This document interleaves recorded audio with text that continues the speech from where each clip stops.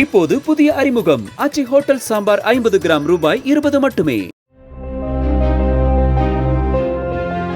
கடலூர் மாவட்டம் பன்ருட்டி அருகே பட்டாம்பாக்கத்தில் தனியார் பேருந்து மரத்தின் மீது மோதி விபத்துக்குள்ளானதில் 10 பேர் காயமடைந்தனர்.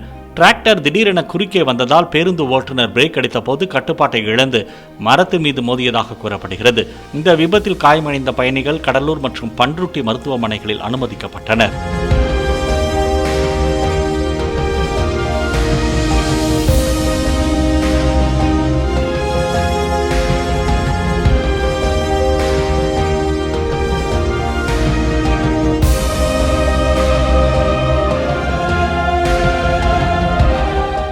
இப்போது புதிய அறிமுகம் ஆச்சி ஹோட்டல் சாம்பார் 50 கிராம் ரூபாய் 20 மட்டுமே.